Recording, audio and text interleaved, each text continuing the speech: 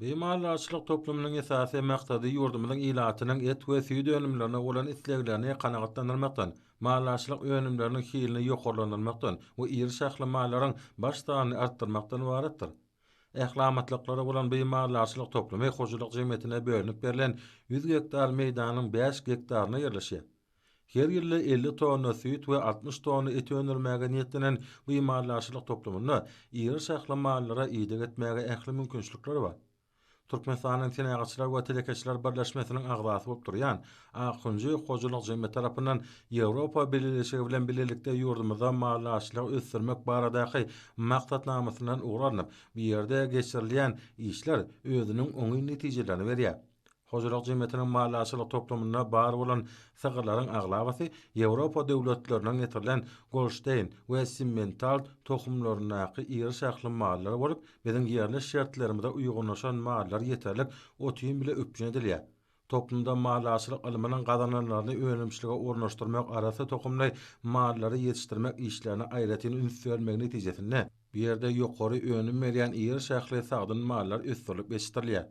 Günnelik sagym işlerim ýokary tehnologiýaly enjamlaryň kömegi arkaly awtomatik usulda amala aşyrylýar. Bu enjamlar arkaly her günde bir wagtda sagyrlaryň bir näçe sagylýar.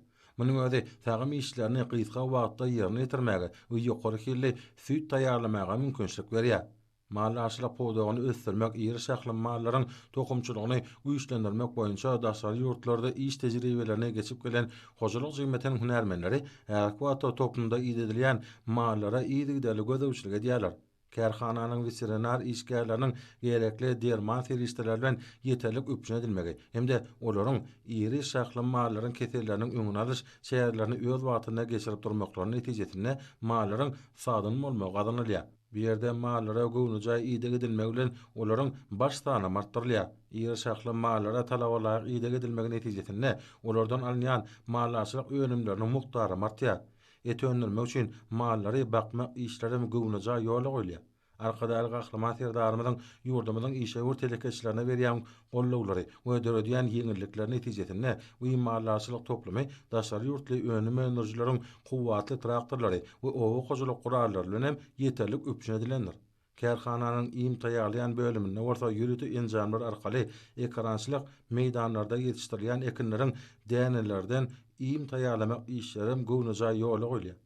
Her wagtda işe telekeçileriň tagallasy bilen özleşdirmek üçin bölünip berilen ýerlerde mallar üçin mekkejegin, ýorunja we birnäçe beýleki ýokumly iýmit bolan ekinler ösdürilip ýetişdirilýär. Bu ýerde bol hasyl içilen mekkejegin meýdanlarym uzaklara ýaýylyp gidýär. İşe telekeçileriň tagallasy bilen kuwwatly tehnikalar bilen mekkejegin ekilen meýdanlarda urum işlerim uramaçlykly anyp barlýar.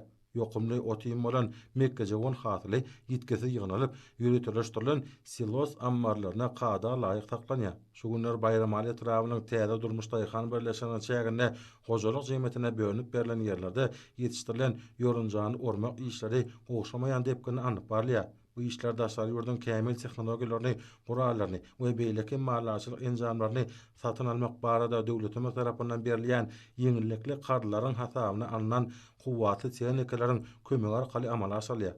Kärhananyň işleri geljekde mallarçylyk toplumynyň önümçilik kuwwatyny we tehniki binýadyny hassa artdyrmaklygy maksat edinýärler.